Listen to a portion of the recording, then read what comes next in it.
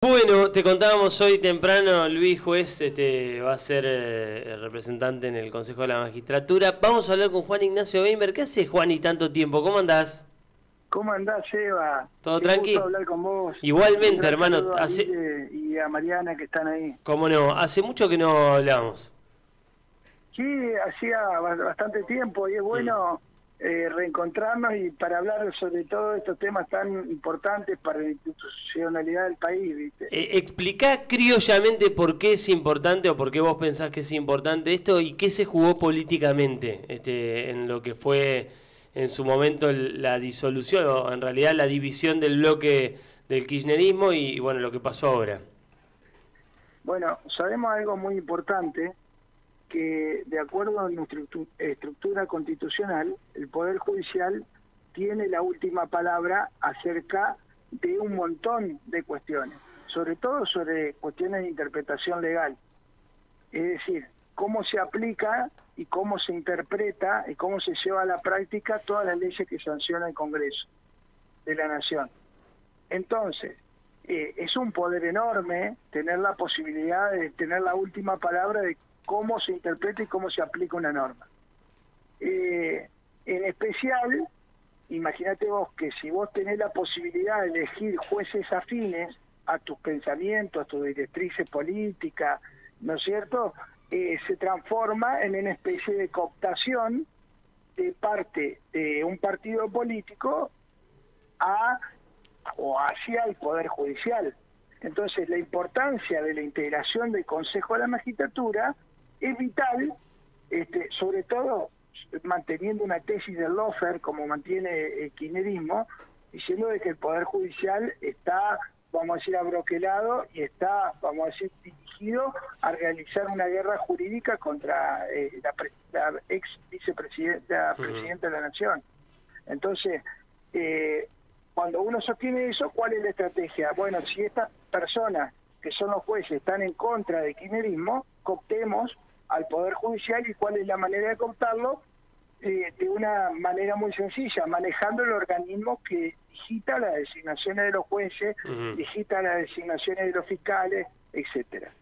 Esa era la estrategia del kirchnerismo, y como esa estrategia se rompió ya desde el año anterior a raíz de un fallo de la Corte, se llama Colegio de Abogados de Buenos Aires, porque el Colegio de Abogados de Buenos Aires es que, vamos a decir, frente a una ley que modificaba la composición del Consejo de la Magistratura, lo cuestionó su constitucionalidad, y la Corte dijo: esta integración así no se debe realizar. Sí.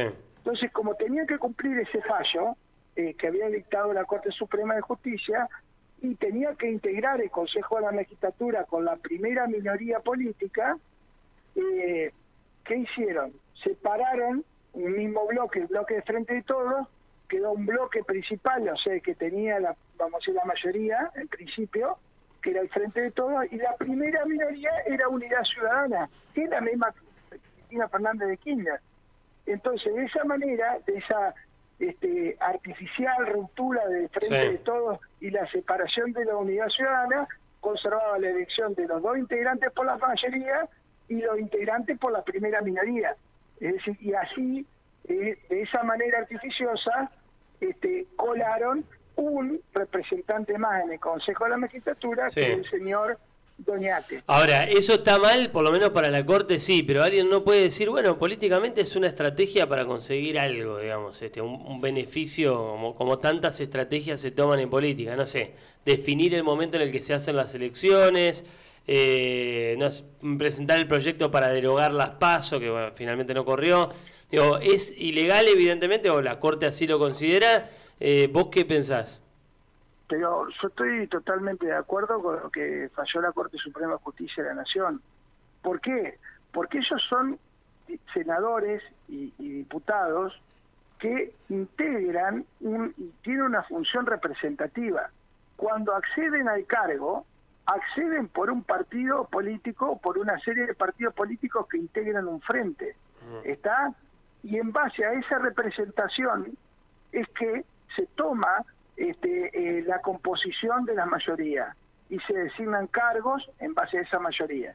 Entonces lo que está diciendo la Corte, miren, las mayorías que hay que tomar en cuenta acá son al momento que se notificó el fallo primigenio, es decir, el del Colegio de Abogados de Buenos Aires. Todo lo que pasó después, lo que quisieron modificar para que a ustedes les convenga la integración, eso no tiene efecto sobre el fallo de la Corte. Es más, lo dice Lorenzetti en la disidencia, no entra ni siquiera a analizar, ¿no es cierto?, lo que analizó Rosenkrantz, Rosati y Maqueda. No entra a analizar la división, diciendo, no, miren, ustedes cambien todo lo que quieran, la composición sobre la que se pidió la Corte era cuando se notificó el fallo del Colegio de Abogados de Buenos Aires. Con esa integración ustedes tienen que decidir la cantidad de representantes. Todas las cosas que hagan, vamos a decir, son inoponibles, dice Lorenzetti. Es decir, no causan efecto respecto al fallo de la Corte. ¿Está? Entonces, creo que también lo que quieren dejar en claro Rosati con una visión más política, y Maqueda, acordate que Rosati fue nada más ni nada menos que el ministro de Justicia Néstor Kirchner. Nadie le puede decir a Rosati que tiene algo contra el kirchnerismo ni nada por el estilo. Maqueda viene de ser senador peronista. Al único que le pueden decir algo es Rosenkrantz, pero ahí de los tres que fallan, dos son, vamos a decir, que ha tenido incardinación peronista. Entonces, ¿qué le están diciendo? Usted, señora vicepresidenta, ustedes, responsables del Senado, han hecho un ardid, es decir, una disimulación de la verdad, una artimaña, utiliza estos términos la Corte, no es que lo estoy diciendo yo, es muy raro que la Corte califique, yo te lo quiero decir, Sebastián, la Corte Suprema como institución, una de las instituciones más importantes del país después del Congreso de la Nación, es justamente algo, vamos a decir, cuando escribe, todos los fallos que se lanzan al público y que se emite la Corte Suprema son hiperanalizados por una serie de especialistas. Y los calificativos se cuidan al máximo. Yo no he visto, mirá lo que te digo, yo no he visto de acá a 5 años atrás una sentencia con los calificativos que utiliza la sentencia de ayer. Ardid, artimaña, defraudación al ideario democrático, ruptura de la representatividad. Y esto, te digo la verdad, es un dato político tremendo. Tremendo. Significa que la Corte es como que rompió los lazos con todas las, vamos a decir, conversaciones institucionales que realizaba con el Senado de la Nación. Porque le están diciendo, ¿sabés qué delito se receta en el Código Penal cuando se dice, cuando alguien ejerce el ardid o una disimulación de lo verdadero, o como se dice comúnmente en el lenguaje de los penalistas, la venta de fumo, o sea, la venta de humo? O sea, en el delito de estafa, ¿está? Le están diciendo a Cristina Fernández de Kirchner que es una estafadora. No sé si imaginar la dimensión y la virulencia del discurso de la Corte. Ahora, respecto a este tema. Uno podría, digamos, el kirchnerismo viene denunciando persecución judicial a partir de las causas que tiene la actual vicepresidenta y algunos de sus exfuncionarios cuando ella fue presidenta del país. Y en el último tiempo también el kirchnerismo habló de la posibilidad de la ampliación de la Corte, que tiene 4 miembros, llevarla en un principio creo que a 25 y después bajaron a 15, me parece, ¿no? Digo, puede tener algo que ver también, el kirchnerismo lo que denuncia es que hay de por medio otras cuestiones que van más allá de lo judicial, sino que tienen que ver con lo político. A ver, te vuelvo a reiterar, de los 3 jueces que firman la sentencia de ayer, 2 son peronistas, claramente peronistas. Entonces no entiendo por qué dicen eso de la persecución. Bueno, pueden ser peronistas y Cristina puede creer que están en contra suya igual. Y bueno, deberá tener un delirio de persecución la vicepresidenta de la Nación, porque también te quiero decir, esto del lawfare, de lo que dicen del lawfare, hay que estudiarlo muy bien, y los que estudiaron y vieron cómo se utiliza el lawfare en el ámbito internacional, ¿no es cierto?, que es donde surge la teoría del lawfare, nada que ver con lo que ocurre en la Argentina. O sea, yo te digo, Sebastián, uno se ha aproximado a distintos libros del lawfare. ¿Sabes cómo se llama el lawfare? para desmitificar que haya lawfare, ¿no es cierto? Porque todo el mundo habla, dice lawfare, y no saben de dónde salió y cómo se utiliza. ¿Existe el lawfare en el ámbito del derecho? Yo te digo que sí existe el lawfare. Y es un arma que se utiliza en el derecho público, que utilizan las grandes potencias cuando entran en situación de guerra. ¿Está? Por ejemplo, te doy ejemplos claros. Cuando Estados Unidos decide desconectar a Rusia del sistema financiero, es un arma del lawfare. Cuando, vamos a decir, Inglaterra decide congelar los activos rusos en los bancos, vamos a decir, ingleses, es lawfare. Es una herramienta jurídica que en todos los casos estaría prohibida, pero en el contexto de guerra se utilizan como armas de agresión. El derecho es utilizado como armas de agresión. ¿Está? Ahora, esa situación que está generada en ese contexto histórico no es trasvasable al ámbito local, y menos con la cantidad de evidencias que existen contra la presidenta o ex vicepresidenta de la Nación. Entonces, creo yo sinceramente que decir que eso es una persecución judicial es totalmente algo desacertado, porque, reitero, muchos de los jueces por los cuales pasó la causa son designados por la gente puesta, vamos a decir, por el mismo kirchnerismo. El fiscal Luciani, ¿no es cierto?, que le pidió la prisión a Cristina Fernández de Kirchner, lo designa Gil Carbó, la titular del Ministerio Público, vamos a decir, la Procuradora General de la Nación, puesta por Cristina. Sí, bueno, igual Juani, es muy común de la política, no solo es patrimonio ni del peronismo ni del kirchnerismo. Cuando el fallo no es lo que a mí me gusta, es persecución política. Y claro, pero vamos a decir, ¿qué es lo que desmitifica esto? Es que los que actúan, primero son peronistas, segundo son gente que ha trabajado con ellos, y que no son, vamos a decir, si vos me decís un tribunal integrado totalmente por gente del PRO, yo te digo, es plausible de lo que alega, vamos a decir, la vicepresidenta. Pero en este caso no, porque de los tres que firman y la disidencia, son todos peronistas, vamos a decir, menos Rosenkrantz. Rosenkrantz, podemos decir, mirá, si hubiera tres tipos como Rosenkrantz, vamos a decir que dictaron el fallo, yo te diría, bueno, es plausible lo que dice, porque indudablemente Rosenkrantz ha tenido vínculos con el Grupo Clarín, ha tenido vínculos con las grandes empresas, y él mismo se ha encargado de transparentarlo en diversas excusaciones que ha tenido en distintos fallos. Entonces, pero esa teoría se cae con la evidencia de quienes designaron todos los magistrados y los fiscales que intervienen en distintas causas donde ellos son acusados. Juan, y una guerra contra sí mismo. Entonces, la interpretación que haríamos, ¿no es cierto?, que es una guerra intestina, porque la gente que los acusa, tanto Rosati como Luciani, con todos los jueces que han estado en distintas situaciones, han sido designados por ellos. Juan, y buen día. Mónica Farabelo te saluda. ¿Cómo te va? Hola, Mónica, ¿cómo andás? Muy bien. Te cambio de tema. Te pregunto por la actualidad del caso del intendente de Gilbert, Ángel Constantino. Contanos en qué está. Bueno, hay que decir varias cosas. Creo que va a haber novedades importantes, sobre todo no por el caso en sí, o sea, la causa en sí de Ángel Constantino, o sea, que está fijada fecha de juicio, sino por una causa que se inició en el contexto de esta investigación penal sobre Constantino, sobre la incidencia vamos a decir, el intento de manipular la declaración de un testigo central de la causa.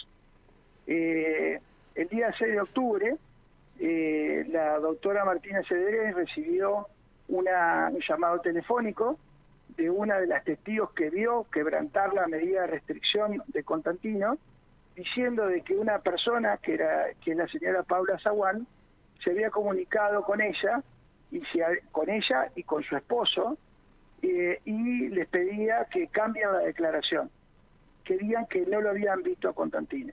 Sí. Pasar por el frente del domicilio, como se le lo dijo en la causa. Entonces le propuso además que cambie, aparte de proponerle de que cambien su declaración, les propuso también reunirse con unos abogados que le iban a asesorar a ver cómo se hacía ese cambio de la declaración. Imagínate, Mónica, que en una causa tan importante, con una carga tan significativa, con el estado de Gilbert que estuvo en gran parte del proceso en el medio, querer modificar las declaraciones de los testigos y una clara entorpecimiento procesal. Sí, se allanó la casa de esta persona. Se allanó la casa de esta persona, ¿verdad? Se allanó la casa. Bueno, a raíz de esto, primero, ¿qué hace la fiscal? Toma, vamos a decir, declaraciones videograbadas para que quede en constancia en la causa que de lo que le decían los testigos y los testigos quedara un registro fílmico para que veas que no hay ningún invento de esto. Lo dicen estas personas. Segundo, lo que hace, le pide un allanamiento, el cual es concedido, y cuando van a allanar, se encuentran que esta testigo tenía toda la causa fotocopiada. No. ¿Está? En su poder. Algo que está reservado solamente a las partes y que no puede tener una testigo. ¿Está? Claramente no se puede tener acceso al expediente de esa manera y mucho menos tener una copia en tu domicilio. Bueno. Y también, vamos a decir, se le secuestra el teléfono. Estamos a la espera de justamente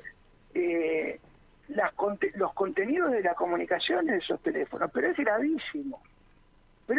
Porque si vos me preguntás, si entran a tratar de modificar las declaraciones de los testigos, que tienen que declarar tranquilos, no tienen que estar influidos, vamos a decir, ni presionados, por distintas personas, es muy difícil garantizarle a las personas que aparecen como víctimas un juicio justo, un juicio imparcial. ¿Están? Porque ¿quién nos garantiza que no vuelvan a repetir todas estas cosas, Mónica, con otra gente que tenga que declarar? Esta persona porque se animó a llamar a la fiscal y a contarles, mirá, se apersonó Paula Zagual en mi domicilio y me dijo esto, y que cambiara justamente la declaración. Así que, Juan, y por un lado vamos a tener el juicio contra el intendente de Gilbert, Ángel Constantino, por los casos de abuso sexual y acoso sexual, y por otra parte se abre esta investigación por el entorpecimiento de la causa por parte de esta testigo. Claro. La fiscal inició una causa por encubrimiento. De hecho, nos estamos constituyendo como querellantes junto con todas las víctimas de la causa, porque obviamente las afecta a una persona que está pidiendo justicia, que quieran encubrir un delito principal o alterar las pruebas, de tal manera de liberar, vamos a decir, al encartado principal, es algo gravísimo. Entonces, quiero decir que, como ya lo habíamos contado desde el inicio en este medio, porque fue el primero que habló de este tema con Seba en este medio, sobre la situación de Constantino, también tengo que decir que durante todas las veces que yo salí con Sebastián, mencioné todos los problemas que tuvimos para investigar esta causa. Y hoy, después del arresto domiciliario de Constantino, lo seguimos teniendo y los testigos se siguen quejando de que hay personas que intentan modificarle su declaración. En ese estado estamos, Mónica. Juani, un abrazo grande, gracias por el tiempo. Gracias a ustedes y gracias por la comunicación. Juan Ignacio Weinberg, a él escuchabas hablar con nosotros. Bueno, primero hablando de la decisión de la Corte de reponer a Luis Juez en el cargo en el Consejo de la Magistratura. Se juega muchísimo allí, con lo político y lo judicial. Y después con el caso Constantino, que ha tenido ribetes casi de una novela, policial, ¿no? Sí. Totalmente. Por ahí nos olvidamos porque nos quedó lejos en el tiempo. Pero el comisario del pueblo que tenía el manejo del kiosco de la terminal le hacía la prensa al viceintendente, ¿no? Sí, cuando vos llamabas para pedir alguna entrevista, te atendía él para decirte que te iba a derivar o a sacar como algún horario para hacer la nota, y era el comisario que a su vez había ganado la licitación del kiosco de la terminal. Estaba todo como muy... Que aparte, era la persona que tenía que de alguna manera controlar que Constantino cumpla con la prisión domiciliaria y no se acerque a las víctimas, a las denunciantes. Sí.